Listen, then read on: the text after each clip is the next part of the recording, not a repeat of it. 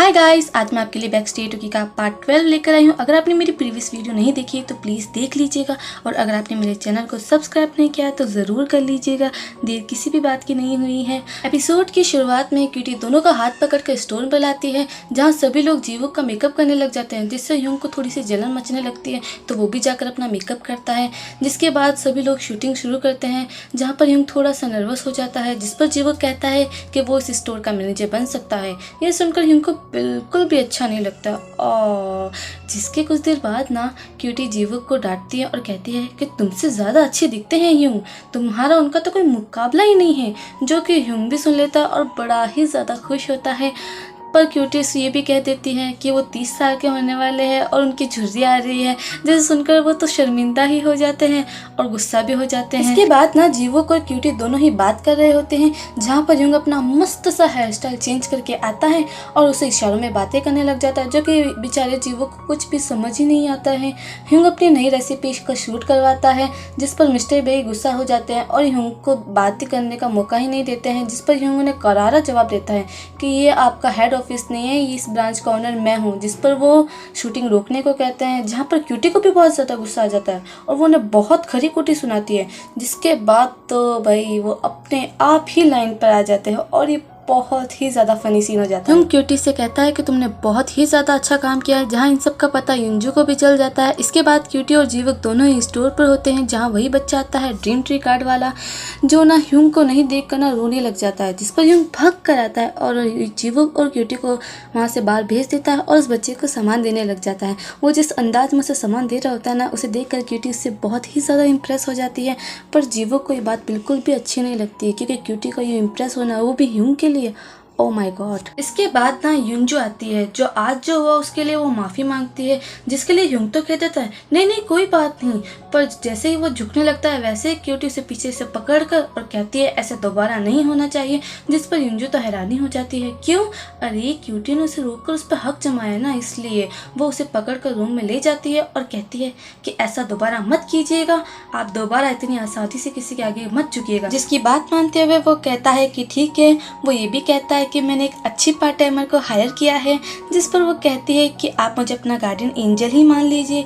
यहाँ दूसरी तरफ ना युंजू और ह्यूंग की मॉम के बीच में बहस हो जाती है। फिर ना ह्यूंग की मॉम उसे बहुत ही ज़्यादा खरी खोटी सुनाती है और युंजू जो कि यहाँ से भी अपनी बेइज्जती करा के जाती है। अब ना हमें फिर से क्यूटी का बताया जाता है, जो कि सफाई करते वक्त उसे एक इंग्लिश की बुक मिलती है, जो वही स्कूल गर्ल्स की होती है, जो कि जीवुक से मिलने आई थी, जिसे क्यूटी बैठ करके पढ़ने लग जाती है।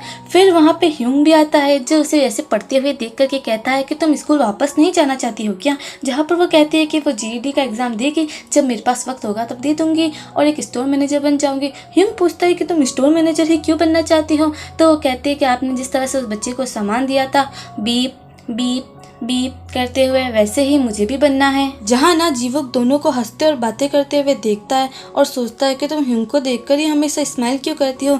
इसके बाद ह्यूंग उसे सोने जाने को कहता है, तो वो मना कर देती है, हाँ मुझे तो नहीं जाना।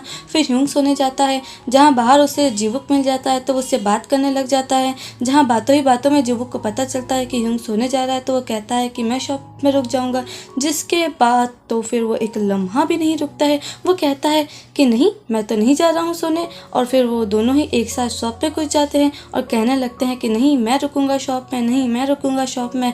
जिसके बाद क्यूटी दोनों को ही रोक के वहाँ से खुद चली जाती है। अगले दिन उसकी शूटिंग ओवर होने के बाद क्यूटी जीवुक यानी अपने प्यारे पपी के साथ अपनी बहन का शोकेस देखने के लिए ह्यूंग से इजाज़त मांगती है, जिसके लिए ह्यूंग बड़ी ही मुश्किल से राजी होता है। पर उसकी किस्मत तो खराब ही है। जीवुक का मैनेजर फिर से आ जाता है और उसे अपने साथ लेकर चला जाता है, जहाँ पर ह्यूंग के दिल में तो लड्डू ही फूटते हैं और उसके दिल को सुकून मिलता है। यहाँ से सीन सीधा शिफ्ट होता है इनबुल की तरफ। क्यूटी उसकी प्यारी बहन उसे दूर से ही देख रही होती है, जहाँ पर वो अपना परफॉर्म करती है, लेकिन वो डांस के बीच में ही गिर जाती है। पर वो उठती है और उठकर अपना परफॉर्म अच्छे से देती है और उसकी नोज में से ब्लीडिंग भी शुरू हो जाती है, जहाँ पर ये न्यूज़ सभी जगह वायरल हो जाती है। क्यूटी के फ्रेंड इंजो उसे इस शो की वीडियो भेजती है, जहाँ क्यूटी ये वीडियो देख करके बहुत ही खुश और यहाँ पर इमोशनल भी हो जाती है। जहाँ पर ह्यूंग उसे अप्रिशिएट करता है, तो उसे फ्लावर बुके देती है, जैसे ह्यूंग ने उसे दिए थे, और वो उसे वास्ट में रखने को कह देती है, जिस पर ह्यूंग को बहुत ही ज़्यादा बुरा लगता है। इसके बाद ना इनबुल का फिर से बताया जाता है, जहाँ पर वो वही बुली गर्ल्स आती है और उसे कहती है कि तुम हमें पैसे दे दो, नहीं तो हम तुम्हारी पिक्चर्स सभी जगह वायरल कर देंगे। जहाँ उसे उसी वक्त जीवुक का कॉल भी आता है, जहाँ पर वो उसे जीवुक से बात करते देख करके उनके दिमाग में खुराफाती आइडियाज़ आने शुरू हो जाते हैं और फिर वो उस जीवुक को वहाँ बुलाने को कह देती है। यहाँ इसी के साथ साथ एक फ़नी सीन भी हो जाता है। अब ना ह्यूंग तालसी की याद आ जाती है, जहाँ पर वो उसके घर भागता है और देखता है कि वो तो बेहोश पड़ा है, जहाँ पर वो भाग करके उसे अपनी शॉप पर लेकर आता है और उसे खाने को देता है, जहाँ खाना खाते वो ठीक भी हो जाता है। पर वो क्यूटी पर बहुत गुस्सा करता है, जहाँ पर ह्यूंग और क्यूटी को कुछ भी समझ नहीं आता है। जीवुक जो कि उन गर्ल्स से मिलने जाता है और उन्हें कहता है कि बार बार उन्हें परेशान ना करे। फिर उनके जाने के बाद में इनबुल जो कि जीवुक से कहती है कि उसकी बहन को कुछ भी ना बताए और ज़ोर ज़ोर से रोने लग जाती है, जिस पर जीवुक उसे चुप कराता है। तो वो गर्ल्स चुपके से उनकी पिक्चर्स क्लिक कर लेती है। यहाँ पर ना इसके बाद इनबुल अपनी बहन से मिलने जाती है, जहाँ पर ह्यूंग उसे देखकर बहुत ही ज़्यादा खुश होता है। वो उसके लिए केक लेने जाता है, जहाँ वो गर्ल्स उसे फिर से वही फ़ोटोज़ भेजती है और फिर से उसे ब्लैकमेल करने लग जाती है। इस बार वो ये बात अपनी बहन क्यूटी को भी बताती है। अगले दिन क्यूटी उठती है तो उसे ह्यूंग स्टोर पर बुलाता है, जहाँ पर वो जाती है तो ह्यूंग उसे स्टोर रूम में लेके जाता है। वो देखती है तो जहाँ पर उसके लिए बहुत ही खूबसूरत स्टडी टेबल तैयार होता है और वो किताबें भी होती है। वो कहता है फिर कभी नहीं, अभी ही पढ़ाई शुरू करते हैं, जहाँ पर क्यूटी बहुत ही ज़्यादा खुश हो जाती है और उसे हक कर लेती है। अब ना सीधा शिफ्ट होता है युंजू की तरफ, जिसका बनाया हुआ सूट बहुत ही ज़्यादा अच्छा होता है, जहाँ उसके कलीग से बातों बातों में निकल जाता है कि ह्यूंग बहादुर होने का दिखावा करता है।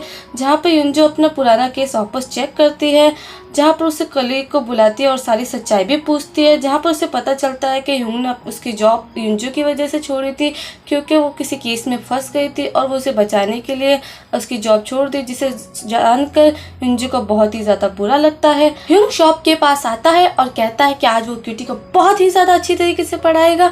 उतने में ही युंजू आती है और आकर सीधा उसे गले लगा लेती है, जहाँ ये सब ना क्यूटी भी देख लेती है। और इसी इंटरेस्टिंग मूड के साथ हमारा एपिसोड यहीं पे खत्म होता है, लेकिन आगे ये ड्रामा बहुत ही ज़्यादा शानदार और इंटरेस्टिंग होने वाला है, तो देखना मत भूलिएगा।